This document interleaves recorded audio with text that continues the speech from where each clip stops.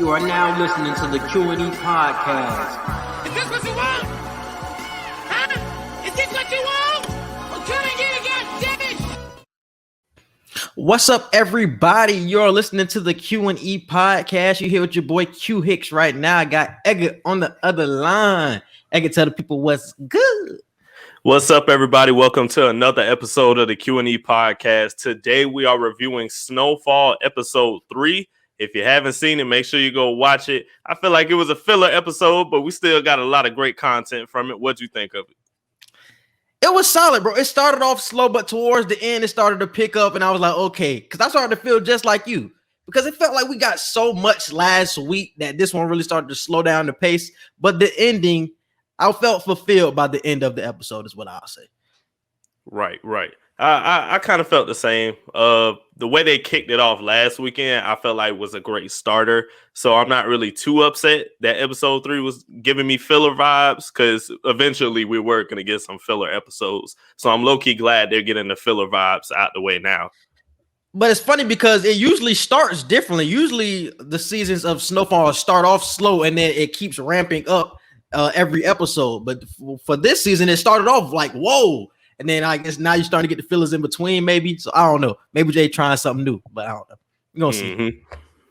But all right, the biggest plot points of this episode were Gustavo seeks revenge, Franklin gets cold-hearted as a businessman and back in business mode, and Teddy reveals his identity as a CIA agent to Gustavo finally, and Irene finds out what she's really dealing with all the news that she's gathering up on Franklin and all the business he's tied up in.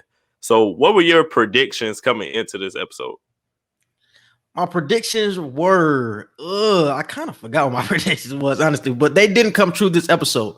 I was more thinking of like Mel. I thought Mel could have possibly seen Franklin this episode or something like that. I know that was something I was thinking about. And also, I said something about Man Boy. Oh, it was about Man Boy. I think he plotting some slick shit. And I seen something in this episode where it's just like, oh, he trying to break up the fam or come between the fam. Like Louis and Jerome, he trying to come between them and Franklin. So he trying to plot some slick shit on the low. Talking about everything was cool before Franklin got back in the game and shit like that. Like, nah, nigga, we see what you trying to do. You ain't breaking up me and my fam, nigga. Nah, we ain't going for none of that. So I see what he trying to do, though. And that's something I predicted going into this episode.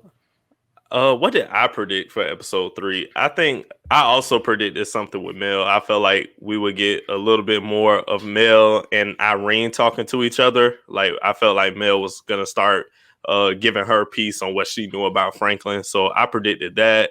What else did I predict? I predicted more action with Man Boy and Scully than what we got. But other than that, I ain't really did nothing crazy. Yeah. And that's something I was really disappointed with, especially coming off of the first 2 episodes. I wanted more Scully. Like, did we even see Scully this episode? No, I don't think we seen Scully. And he's supposed to be the main one coming at Franklin head for real. So, like, I really wanted to see what Scully was talking about this episode. So I was really disappointed to not see him.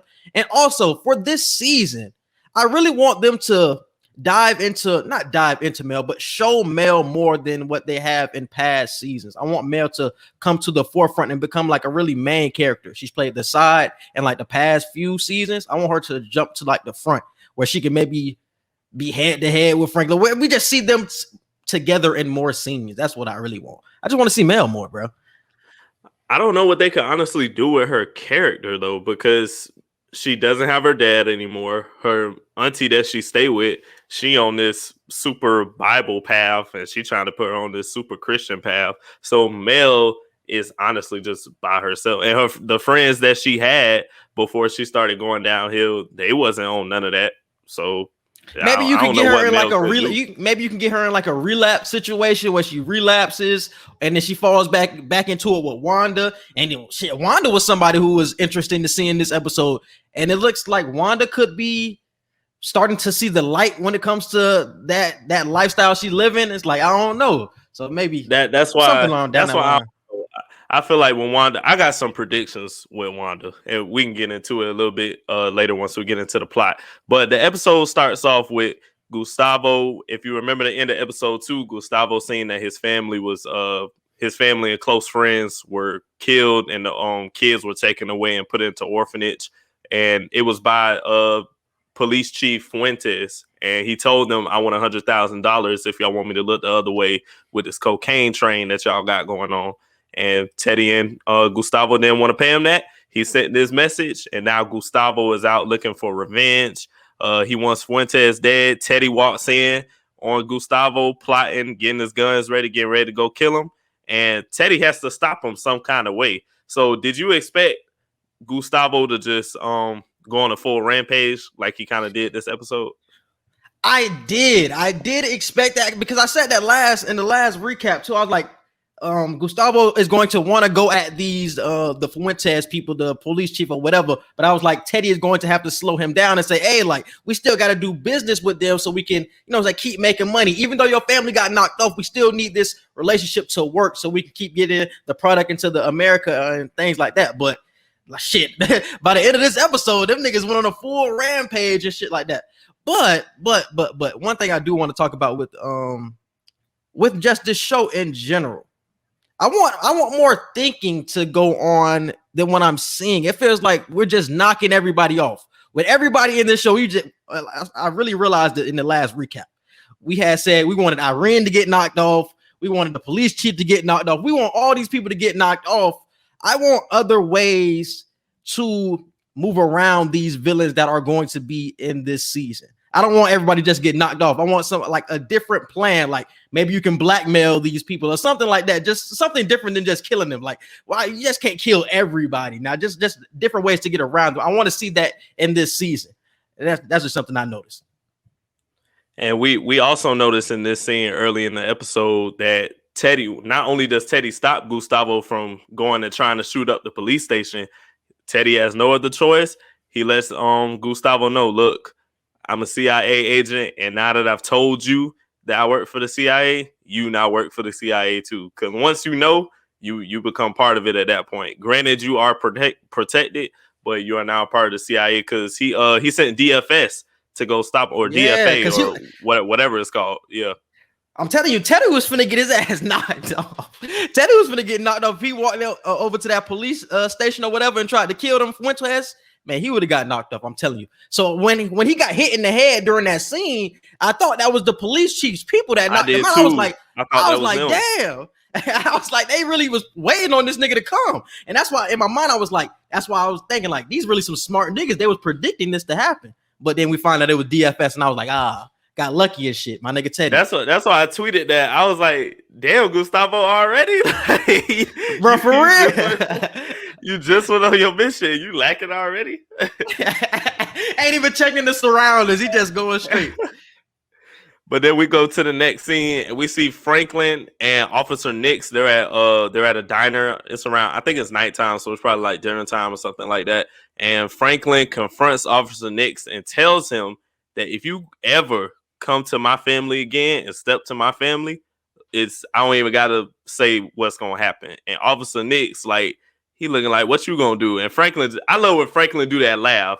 Franklin just be like, they're like, you know what's gonna happen. Like, you know the smoke that's coming with me. Hey, so you know what did you feel right, my nigga?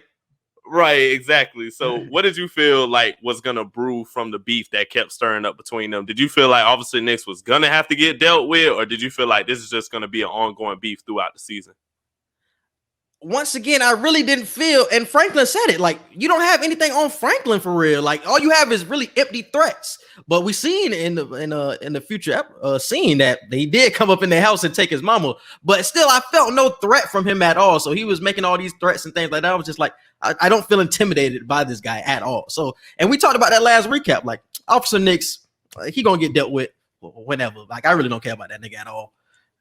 And Franklin told him that too. He was like, you seem to think you have something on me, and maybe you did like a few months ago, but once I started paying you, everything you thought you had on me went out the window because you a dirty cop at this point. So same way you could try and throw me under the bus, I could throw you under the bus too. So just take the money and shut the fuck up. Like, that's all you gotta do. Red deal. He told him that. I was like, bro, Franklin's so cold, bro. And then he limped away with the cane. I'm like, bro, Franklin back, bro. He back in boss mode. So I was impressed to see that. I know you was critical of Franklin in the first two episodes because you was like, Franklin, he got to get his groove back. He making too many mistakes. Did you feel Franklin got back on his shit more with this episode? he seemed to be more like Franklin. You know what I'm saying? More thinking, and I love the growth that I'm seeing from Franklin, business wise. Just talking about Franklin, like business wise, when we see him dealing with the librarian and things like that in her bookstore. I love the decision that he's making with that. I know you're gonna hint at that moving forward, but I'm loving his business savvy is getting up there, and I'm liking that. I'm getting a real power vibe from him. Like, I'm getting a real ghost vibe from this nigga. Like, hey, like if he keeps going in this trajectory, like I'm getting the ghost vibe. So shout out to Franklin though.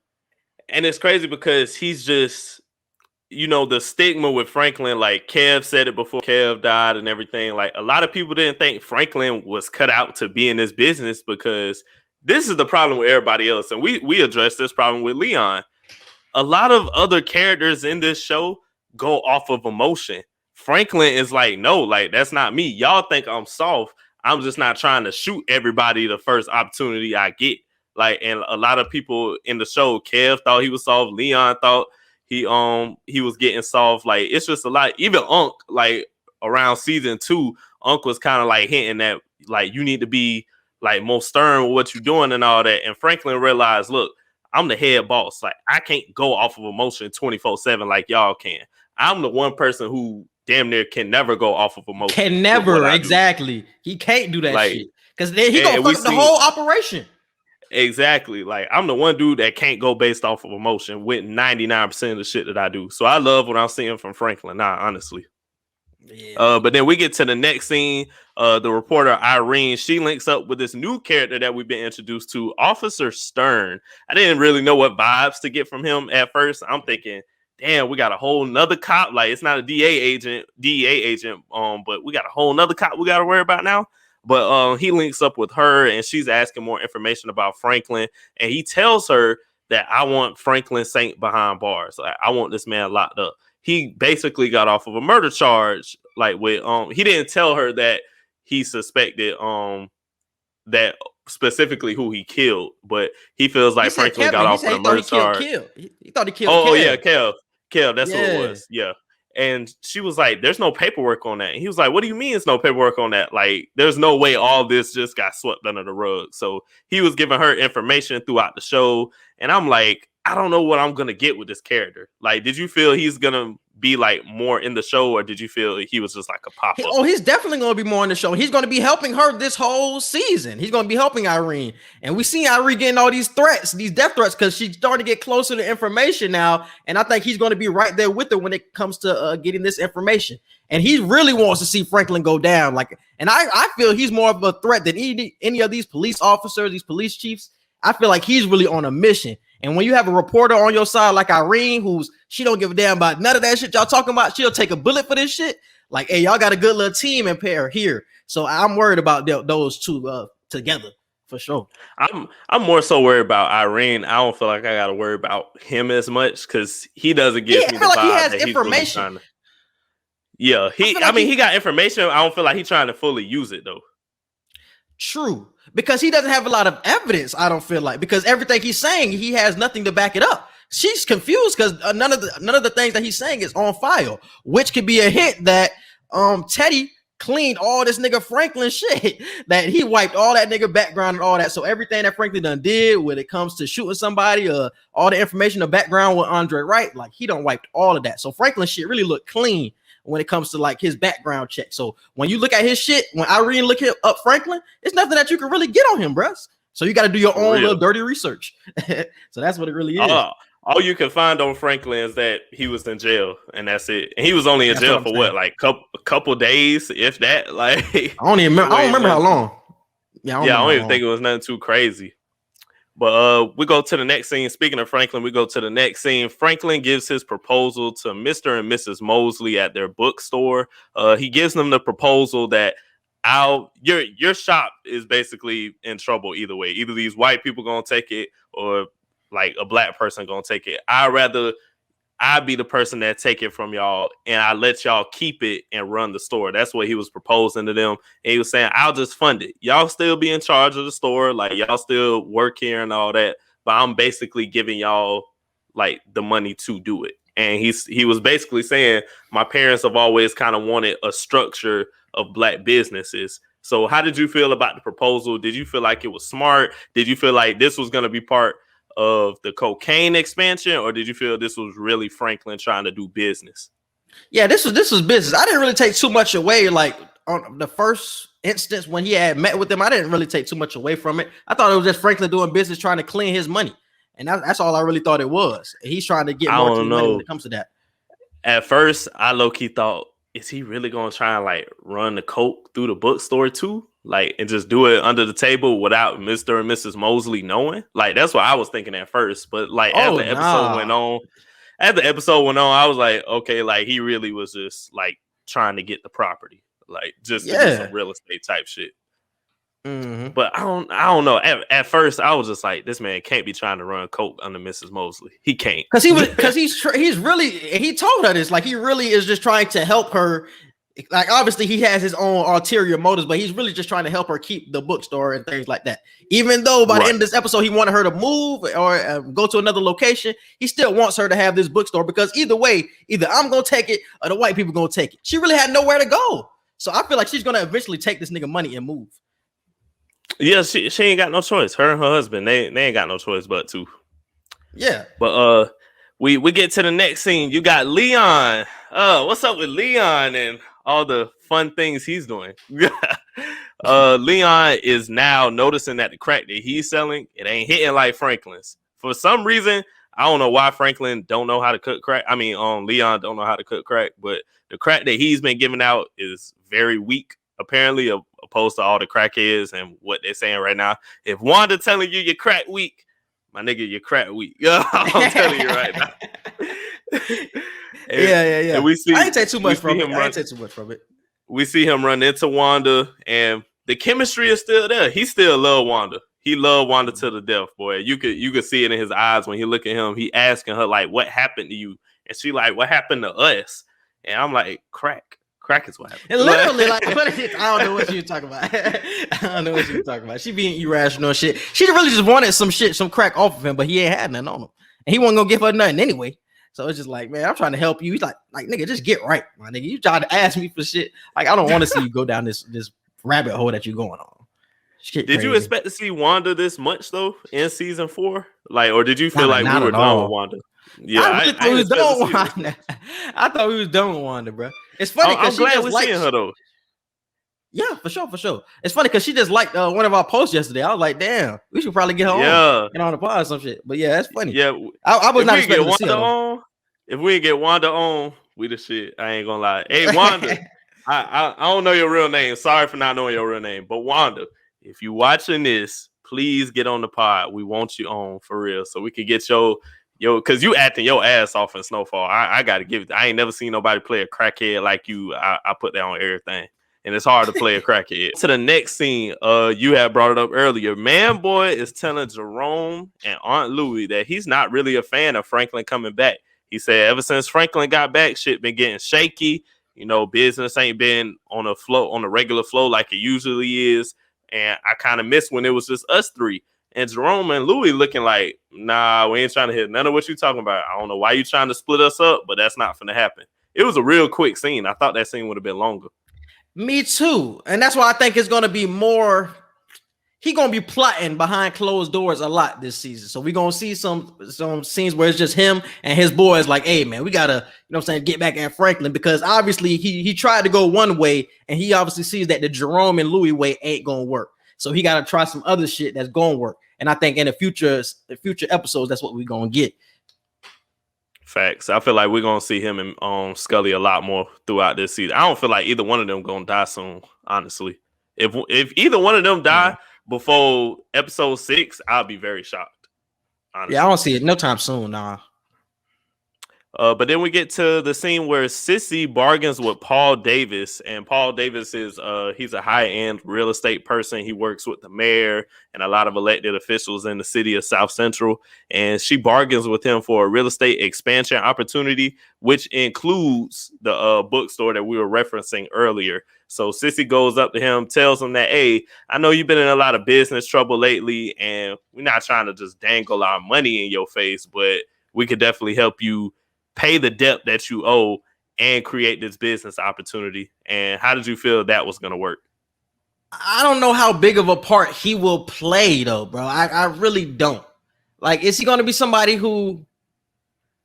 Because they using drug money, so that's the Yeah. interesting thing. But other than that, I don't know what part he will play. I didn't get really any. I couldn't tell what vibes I was getting from him of just looking at this episode. I really couldn't tell. I feel like this isn't his first time being offered drug money, just off how Exactly. nonchalant he was acting. And I'm like, it's the 80s and you're a high upscale person who's dealing with the Los Angeles area. This is not your first time dealing with dirty money, honestly. So I wasn't surprised at all that he was just so nonchalant about taking the opposite proposition. But where was his ranking? Like, what type of person was he? Like, was he like a high ranking like politician or something? Like, I don't forget all about that. They didn't really say whether he was a politician or not, but he was really close with the mayor. So okay, that works. Okay, because now I'm thinking like he can be somebody that helps them out down the line. So you got somebody who help higher up that's helping you, and that's what you want moving forward if you're Franklin. Because he was the one that said he told Franklin like later down the line, I'll get to it, but he was the one who took care of Officer Nix in that situation. So being friends with the mayor, you got a lot of pull when you're friends with the mayor, especially you in a majority black community. You can damn near do whatever you want. Exactly. So he gonna be a good guy. He gonna be working with Franklin moving forward. So yeah, he cool then. He cool then. But I'm not gonna say that though. I'm not gonna say he a good guy. Right now he cool. But I don't think he's just totally on Franklin's side. So I'm skeptical on Paul Davis right now. I'm real skeptical. I won't be surprised. But then we get to Gustavo and Teddy again, and they're getting help from the DFS to find Fuentes.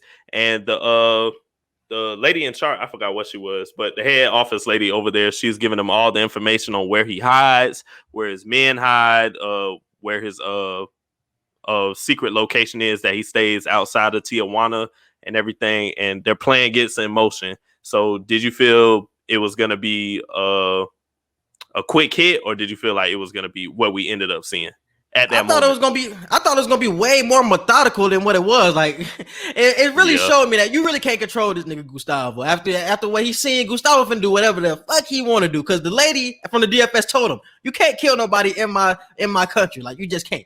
And Gustavo was just like, yeah, all right. And then we see in a couple of scenes, this nigga is running up behind one of the dudes from the Fuentes group and cutting $100,000 in his head. I'm like, this nigga just not methodical. And I was not fucking with the way he was moving, bro. Because I'm like, you're because they already knew who the hell did it. I didn't know the Fuentes group was gonna be scared and like leave. I thought they was like more powerful. They was gonna stand pat and they was gonna find Teddy and Gustavo and knock these niggas out the game. I thought that's what's gonna happen. But I was like, oh, these niggas pussy, they running away. I'm like, oh, hell no. Because I thought Gustavo was gonna get my nigga Teddy killed. And I was like, if he get my nigga Teddy killed, me and Gustavo got a problem. But them niggas ran away like some pussies and shit. So I was like, all right, them niggas ain't no problem then.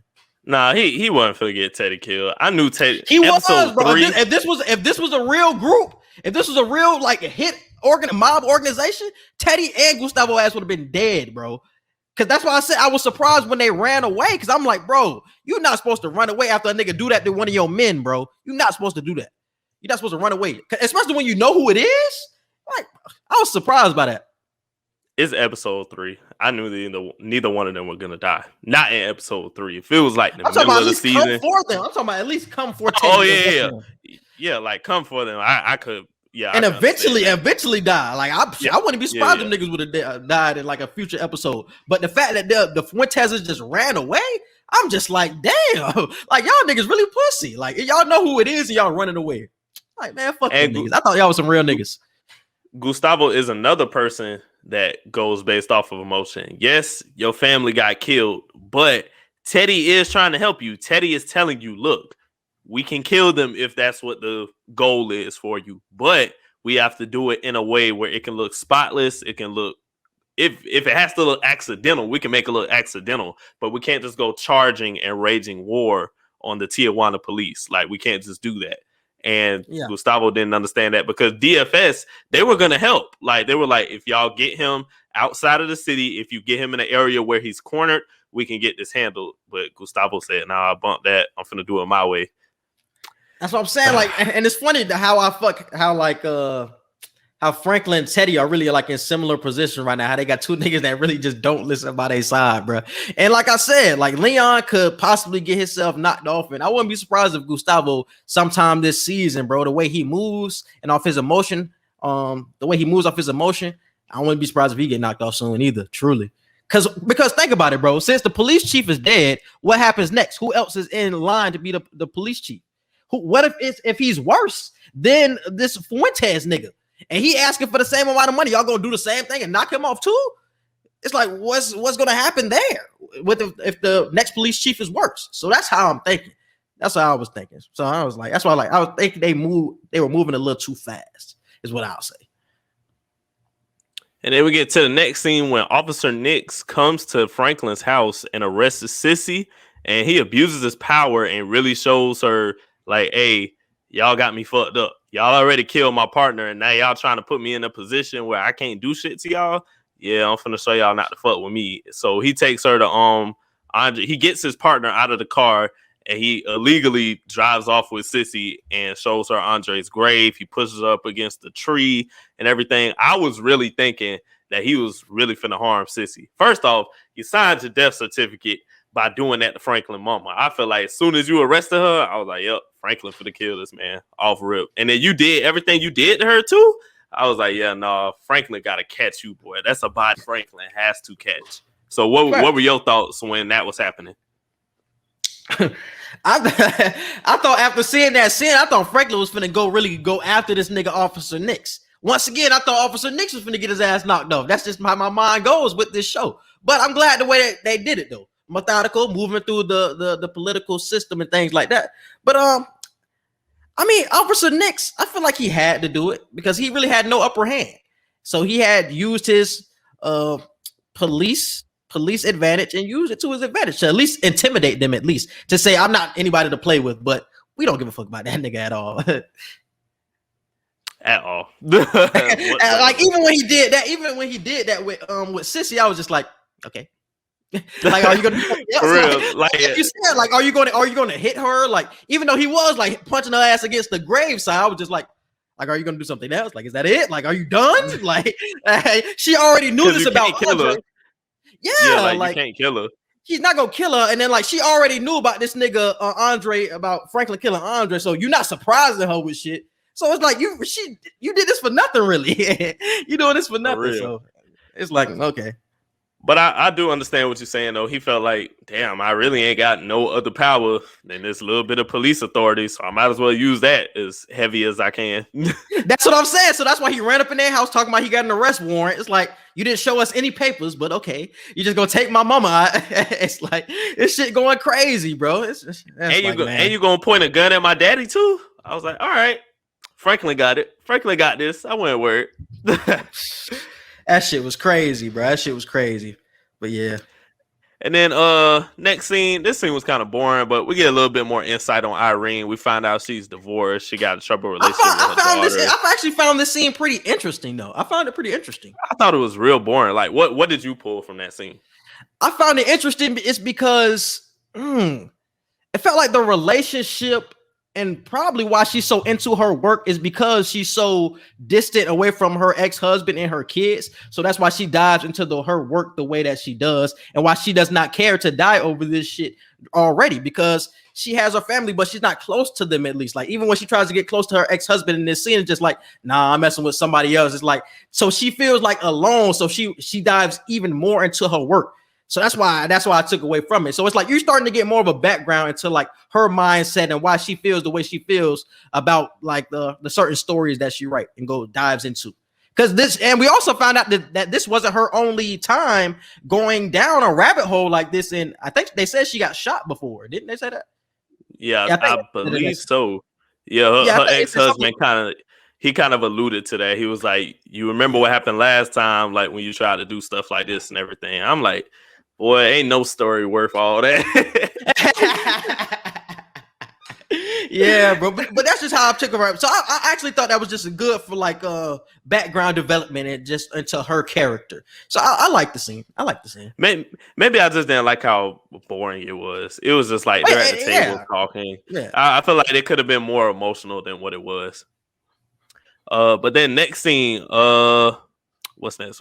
All right, we get to where Paul and Franklin close the deal on the real estate opportunity that they presented to Paul, and Franklin demands 10% of the business. He's letting them know, hey, look, I'm finna sell you this duplex or whatever that you're getting, but I want 10% because he asked him, he was like, if somebody was giving you this opportunity, what would you demand? And he said like 10%. And Franklin was like, okay, 10%.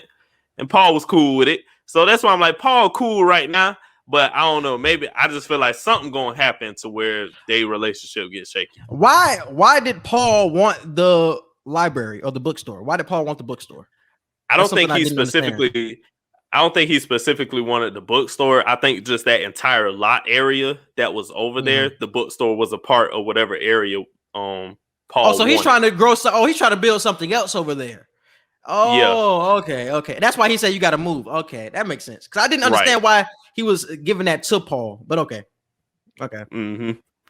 And then right after that, we get to the part where Nix gets demoted and any more trouble, and he's facing. You about to lose your job, hey nigga! You about to lose your job.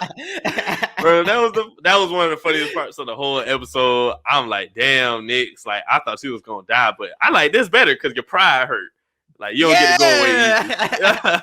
He thought he was running some shit after he did that to his mama. He's like, yeah, nigga, now you ass out of here, nigga, you ass out.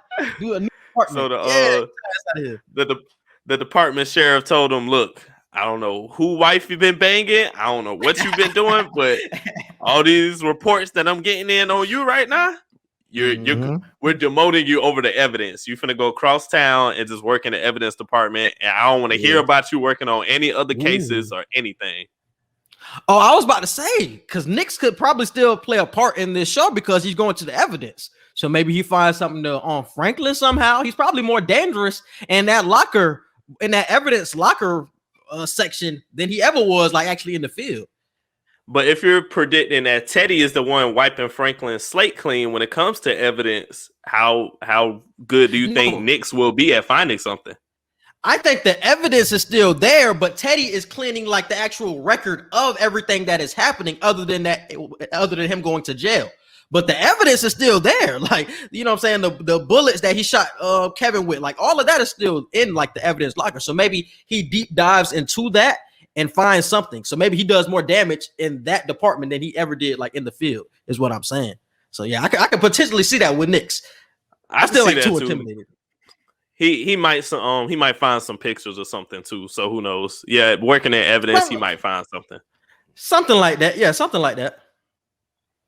All right, and then we get to the next scene. Franklin tells the Mosleys that he sold their business that he just bought, and he's telling them, look, I bought a different location for y'all about a mile up the road. Take the money that I paid y'all, just start y'all business, restart it there, just restart a new business there. I don't know why they were so upset. Granted, in the moment, I was like, damn, Franklin, you wrong for that. I see you tweeting yesterday. I see you tweeting. No. In the moment, I was like, but Franklin's still wrong, though, bro. Like, he ain't have to lie. I feel like he should have just been straight up and honest with them from the get-go. Like, look, what did he lie about? He made it sound like they were going to keep their shop exactly where it was, and they weren't going to get forced out. Oh, but at that moment, he didn't know, though. He didn't know that at that moment, because remember, in between those two scenes, he had that meeting with Paul. And then I guess Paul told him that, hey, I want this so I can build a lot. You know what I'm saying? I need that lot. So that's when he had probably told him that they're going to have to move or whatever. So I don't think he knew that when he was first telling them the price and how much he was going to pay for it and shit like that. I think he really wanted to use that to clean his money. But then he realized, like, y'all need to move because of the real estate agreement that I'm in. No, but I think he knew before he closed the deal with Paul, bro. Because if you remember, you see his dad. He was talking to his mom and his dad earlier in the episode, and his dad, Alton, he was mad at him. He was like, "You can't do this to the Mosleys, like, sissy. Why would you even get that deal?" You're right. He was like, they done had that shop. He was like, they done had that bookstore for like 30 years. Like, why would y'all do that to them? And Franklin told him, he was like, it's a great business opportunity. And plus, they in danger of getting kicked out anyway. So that's when we got to the point where we figured out Franklin told them, like, look, y'all was going to lose the place anyway. Yeah, you're right. And that's why I didn't feel bad about it when it happened, because even when he said you're gonna have to move a mile down the road, you're still gonna get the money. You're still not far away from your core business customers. I'm like, you're still gonna be right here. You're still gonna be in the hood where everybody can still be available to you. You got your money, and you're not gonna get taken away by the white man. But if you don't take my money, the white man just gonna come and take your shit anyway. So it's just like, bro, what? I'd rather move down the street, build a new one, not too far away, and take that money. That's why I didn't understand why everybody was going crazy over it. In the moment, I was upset at Franklin. I was like, damn, bro, you ain't have to lie like that. Like, you ain't have to ruin your lifelong relationship with them like that. Because they damn near raised you other than your parents. Like, they always let you come in the bookstore. They gave you knowledge on everything. Like, and they were like some godparents to you damn near. So the fact that he did it the way he did it, I just didn't like that. But you're not in this business to be liked. So if you're trying to please everybody, executive decisions. Yep. Right. Yep. If you're trying to please everybody, it's never going to end well for you as a business person. Yep. You're right. But then we get into the next scene with Teddy and Gustavo. They get the job done. They finally kill Fuentes and all his men at his secret location that he had outside of Tijuana. I thought Teddy died when Teddy got shot. I was just about to say, you was talking shit about Teddy. I thought Teddy was smoked. I seen Teddy get shot. I was like, no, they can't kill Teddy. Not right now. Not in episode 3, bro. But I was like, bro, I seen him with that vest on. I seen him with that vest on. I seen him get up. I was like, thank God. Because if Teddy would have died, I'd have been so hurt. Bro, because I was just praying some shit went wrong, bro. Like, maybe he missed that nigga. I was like, bro, what's going on? Then I seen it, like you said, with the bulletproof. I was like, okay, my nigga's Teddy still good, man. Ooh, I was scared, though. I ain't gonna lie. They had us in the first half. I ain't gonna lie. Yeah, that had me jump for a second. And then I seen Gustavo get shot when he was in front of Fuentes. And I was like, damn, now Gustavo that got shot. I'm thinking, no, bro. Neither one of them should die. Please, not right now. Nah, he got shot because he was trying to show out of shit. He could have shot that nigga Fuentes and been out of there. But then he could have been checking his surroundings after he shot Fuentes. But he wanted to fuck with that nigga and shit, choke that nigga out. It's like, man, just kill this nigga and let's go, man. But he out here playing with him.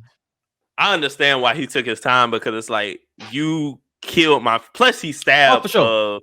I can't remember dude's name in the wheelchair, but he stabbed him in the chest. So it's like wheelchair dude. He stabbed him in the chest and killed him. So I'm like, that's a slow, painful death. So he probably didn't want to just shoot him in the head and make it quit. Like, no, you gonna suffer like how you made my family suffer. So I understood it, but I do agree with you at the same time. Like, just kill him and get out of there. Like, it ain't that because serious. If he would have killed him quick, he would have been able to check the surroundings. And my nigga Teddy saved the day. Because if he wasn't looking up, that dude could have shot him a couple more times and Gustavo gone. You feel me? And maybe Fuentes is still alive. But hey, it all turned out good though. It all turned out good. And I noticed Gustavo was yelling after he killed Fuentes, and I'm wondering, I'm like, does Gustavo actually feel like, do you feel closure now that you killed him, or do you still feel empty even though you killed him? He still feels empty. I felt that. He feels empty still. Like he wants to do more. Like, I don't know. Yeah. Maybe he wants to do more, or he still feel that animal rage. I don't know. Like, maybe he goes on some type of rampage, like some unnecessary rampage. Because some people think, do I see him gonna? Nah, because he promised Teddy, like, I'll go by your rules and stuff. If you help me get him, I'll go by your rules. So I feel like he gonna be straight as far as like following Teddy orders. But I feel like a lot of people who get put in positions that Gustavo was in, you feel like killing the person who killed your loved one is gonna completely heal you. And then you find out, okay, now they dead, but I still feel just as empty before he died. And also, he didn't find where old girl daughter was. Like, he knew the kids were in orphanage. Like, he told Teddy that he was. He was like, the kids are orphans now. My best friend and my family is dead. Like, Teddy, do you really understand what I'm going through? Like, yes, I did it the wrong way when I killed one of his men, but like, you don't know what I'm going through. You ain't never lost nobody, especially all your people. Like, I literally just lost all my people. And Lucia gone too. I still predict Lucia to come back, but he ain't got the love of his life no more, and his family dead, and his god kids or whatever, they orphans now. Not Teddy, but Gustavo ready to take people's heads off just left and right. So Teddy got to be understanding in that sense. No, Teddy better check that nigga like, hey, nigga, you told me you was gonna chill after this. Chill out now. Cause we can't be moving stupid, especially with this new police chief coming through, who could possibly be worse. He could possibly be worse. So hey, he got to slow down. We get your rage, but hey, Teddy still got to move methodical, and that's why I love they balance. So hey, hopefully Teddy get that nigga right. And we get on the last scene of the episode when Officer Stern gives some more info to Irene, and he's telling her that, look, I ain't really trying to be in this no more. I'm finna tell you this last little bit of information, and then that's it. Like, I'm gone because I know the type of business you dealing with. I don't know. I feel like he was telling the truth. He sounded real scared. I'm like, this don't sound like nobody. Because he know what she finna go down. Yeah. Exactly. So I don't think he gonna pop up no more in this episode. I feel like he done for real. But he was telling her information about the DEA agent that was working with the drug situation. I don't think did he drop Teddy's name? I don't think he dropped Teddy's name at all. The name that he dropped the head DEA person over Leandra. I think that was her name. Leandra or Leandra that Gustavo killed. He gave Irene her boss's name. So now that's the person that she's about to go to in the next episode and figure out what's going on. Yeah. But the key thing I took away from this episode, bro, is her last quote. The truth beats the bullet every day of the week. Signs death certificate. signs the death certificate. Like, she wants to die, my nigga. And that's why I think that scene was so powerful with her and her husband, bro. Because she just feels like, what else do I have other than my work to depend on, my nigga? And that's why she falling down this rabbit hole the way she is. So I feel like that scene was even more powerful after what the last scene was. Man, like I said, ain't no story worth it that much. Not at all. Ain't no story worth it that much, boy. Not at all, bro. If the story ain't directly like tied to me and my people or whatever, I don't know if the story worth it that much, bro. I really don't.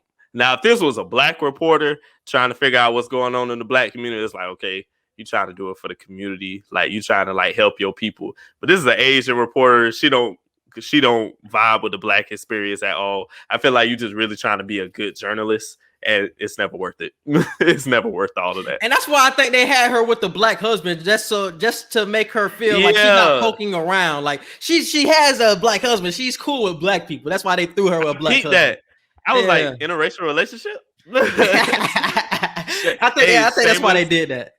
Shameless plug. For sure, bro. Yeah. But, what do you think gonna go down with Wanda though? I was about to say, do you have any predictions for episode 4 at all? I see the previews at the end of the episode. It's gonna be a lot about expansion and things like that. So they're gonna try to keep expanding more about this real estate shit, things like that. And I still feel like we're gonna get more information on this man boy. We're gonna see Scully too. But I think Man Boy is plotting on something big behind the scenes. Like, he's been a small character for most of these seasons, like just all involved with the drugs. But I think he's going to be somebody who's going to sneak up on Franklin. When they honestly have a talking relationship right now, he's going to sneak up on Franklin and get his ass. I'm going to predict that Wanda starts her road to getting back clean. That's my biggest prediction. She's gonna start her road on getting back clean in episode 4. I predict Leon will finally have a change in his mindset and feel like, okay, I gotta get back with Franklin. And we're finally gonna see the plot that Man Boy is trying to pull on Franklin come episode 4. So those are my 3 big things. Wanda starts her road to rehabilitation. Leon changes his mindset and wants to get back with Franklin. And Man Boy, we're going to see the plot of Man Boy unfold on how he's going to get back at Franklin. And Scully, too. I feel like Man Boy and Scully. Because in the previews, I seen something with Wanda. It looked like it was a drive-by about to happen, and Leon was about to get shot. And she, Wanda was like, Leon! Like, she was calling out. Like, she probably saved that nigga by saying his name like that, making him check out before the drive-by. That's why I tweeted that. I was like, Wanda coming in for the clutch for Leon? She gotta get clean. Wanda gotta get clean now, bro. She gotta get clean. She coming in the clutch. You're saving my life. But like, crackhead save your life, you you don't gotta give them crack for the rest of your life, but you owe them something. Yeah. For sure. But yeah, that's the other thing I got from that one, bro. Got anything else? Yeah. Nah, that's it. Yeah, that's all I got, bro. You can hit it with the social media. All right. You can follow us on Twitter at QE Podcast 1. You can follow us on Instagram at QANDE Podcast. You can follow and like our Facebook page. Don't forget to subscribe to our YouTube channel. Click the notification bell so you can see anytime that we drop new episodes. Our email, QANDE Podcast at gmail.com for any business inquiries, questions, or concerns. Yes, and subscribe to us on all of our podcast platforms. We're on Apple Podcasts, Google Podcasts, Spotify, and iHeartRadio. You can subscribe to our YouTube and subscribe to my YouTube at Quincy Hicks. Just type that into the search bar and definitely hit that subscribe button. We appreciate y'all for listening, and we out. Peace.